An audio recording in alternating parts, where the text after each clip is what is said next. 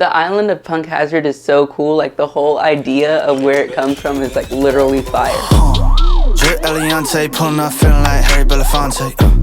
Look at my racks, feel like Serena went from the back. Swing. Hey, what's up? It's me, Meanie Mosey. Welcome to my channel where we talk about anime from a writer's perspective. Today, we have reached the Punk Hazard arc in One Piece. This arc seemed a little bit like a transition to me. It solely existed to move from one point to the next. In this case, it would be from before the New World to the New World. It was the first stop within the New World, except you already know that. That's why you're watching this video. I want to be clear, it doesn't feel like a tone shift. It feels more like a tone introduction, or I guess like a reintroduction, but I'll get to that in a minute. In this video, we're going to talk about where this arc fits the encroaching darkness on Luffy's light, Law as a protagonist, the man that Luffy hates most, getting to know Luffy, the line between good and evil, the island of Punk Hazard, the arc as a whole and what it does to the story / questions that I have. I don't know, I have a lot of them. And trust at the end, the Straw Hats and trust. Let's get into it. We're moving into the New World, obviously. There is an introduction to a new tone, but it's not something that's entirely unfamiliar. In fact, I felt what this tone was in Sabaody. So let's look at Sabaody as a prerequisite to the New World. After that, we get to be in Amazon Lily for a little bit. Oh, look, it's a mushroom, tee-hee. Why is a mushroom there? And then after that, Impel Down and Marineford, what I like to call the two-part season finale of the first half of the Grand Line. Post-war arc is Falling Action. It's the dust settling. Fishman Island is an interlude. It seems kind of self-contained. If anything, it's a continuation of Skypiea Enies Lobby story with all of the poneglyphs and the ancient weapons and all of that. Punk Hazard feels like New World 101. Very much, these are the people you need to know. This is the stuff that they do.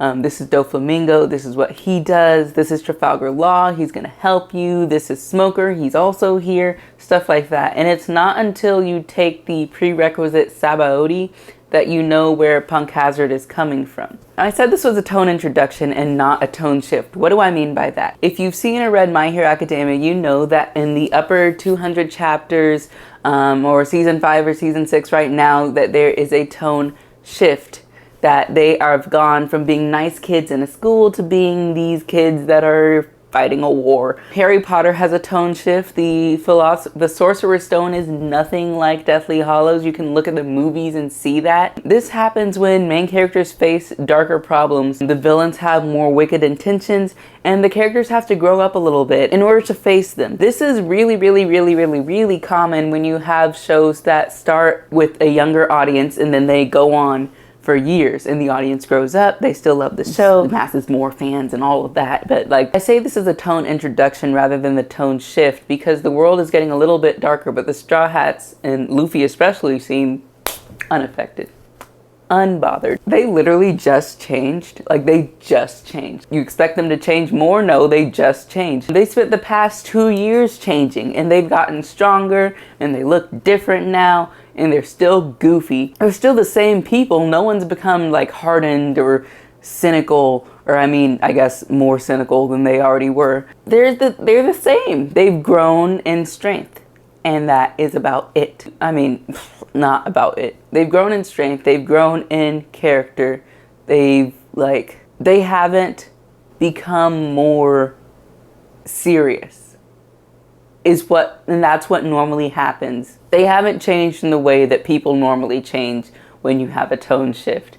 But other than that, like, there are moments when Zoro tells Luffy, hey, you need to clean it up. This is the new world here that we're dealing with. But other than that, the tone and the setting of Punk Hazard is different than the tone and the setting of anything else that came before it, except Sabaody. And what do I mean by tone?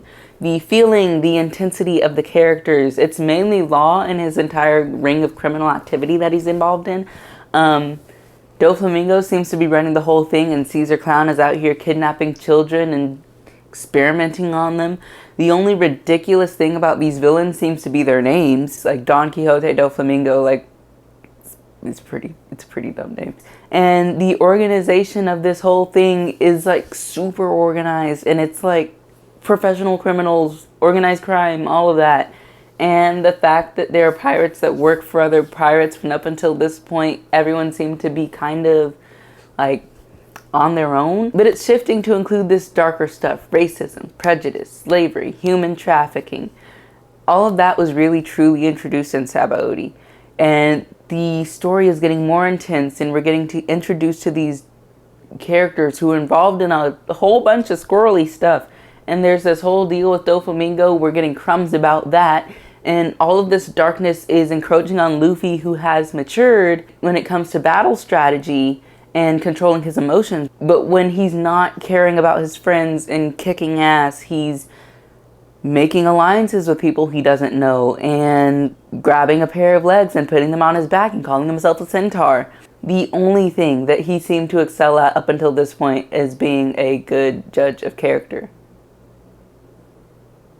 So let's talk about Law. I don't get why people like him so much. It's not like he's like super cool or anything. I'm sorry, it looked like something was falling down off my wall. But as I was saying, in Sabaody, when we first saw him, both him and Kid were chilling at a slave auction house. And I'm like, what are they doing at a slave auction house? The Straw Hats showed up because they were trying to rescue Kami.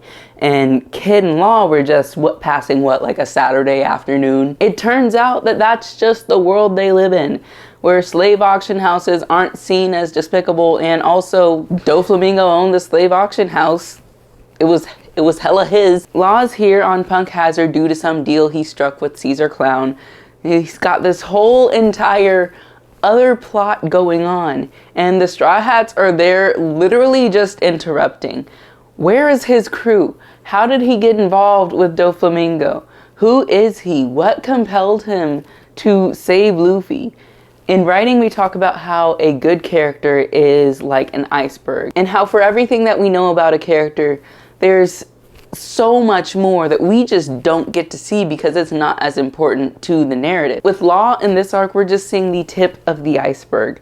To me, it feels like Law is the protagonist of the New World. He's the main character of a story that we haven't even seen yet, and now that the Straw Hats are back, Luffy is about to come and take his story.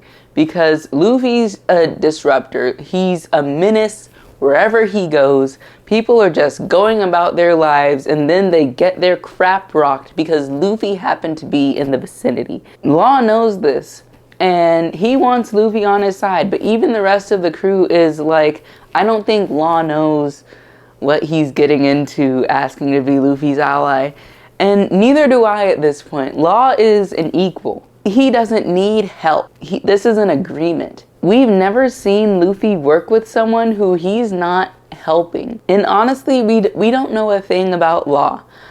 Did he help Luffy out of the kindness of his heart, or did he do it for a moment just like this when he could form an alliance?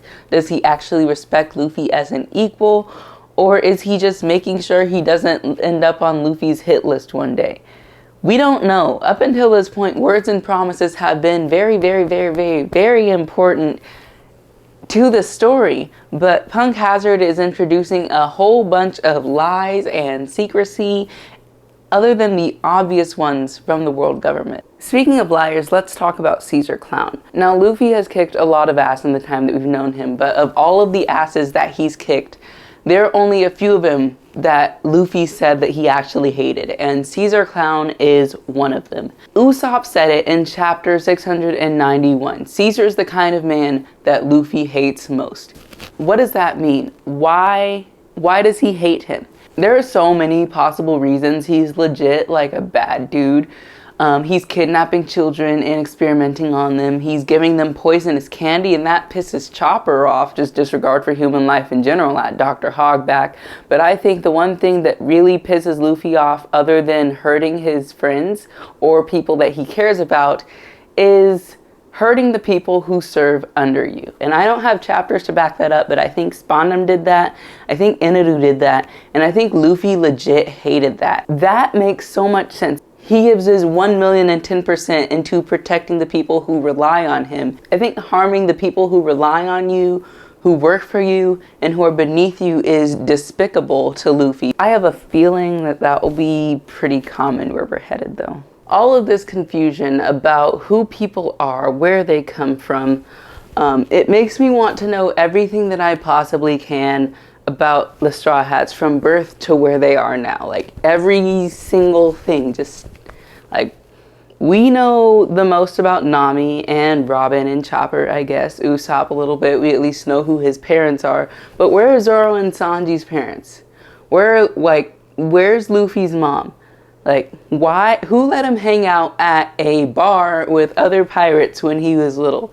Like, I already don't tell me about Croco Mom. I know about Croco Mom. I want something else. What happened to him before meeting Shanks? Like, oh gosh, Luffy, how does he have this unshakable joie de vivre? Like, I want to fully know these people before we go any further. And I know that we're not going to, because like, the time for a flashback was a couple of arcs ago. All this uncertainty is just makes me want to be more certain about certain things. I don't think I've seen such blatant symbolism of an abstract concept in this story up until this point. When all is done and these Straw Hats are on the boat or whatever with the Navy and they're each sticking to their own sides, there's a line that's drawn between them. But the thing is, they keep redrawing that line. There's like marks where the line's been erased and redrawn. And the Navy's telling the kids that the pirates are bad, even though they themselves are grateful to them. And it's just funny because from an audience perspective, the Straw Hats are good people. And if they're breaking the law, then that means that the law is bad. But you already know that. The world government is trash. The celestial dragons are trash. The bottom line is that this line is why G5 is having such a hard time admitting that they love the Straw Hats. Because it's also like this line between good and evil. It's also why Smoker doesn't have the heart to tell them that Vergo was actually bad guy.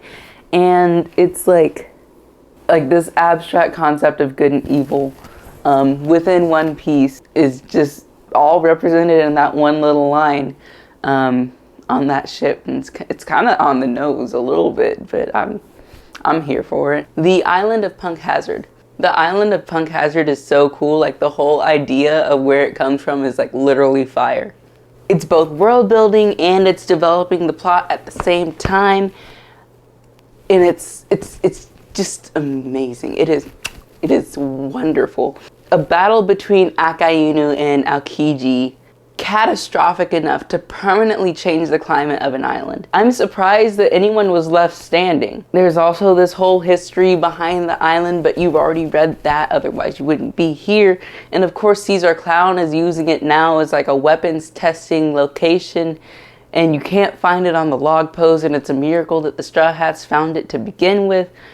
It's just all so odd. I don't have much else to say about it.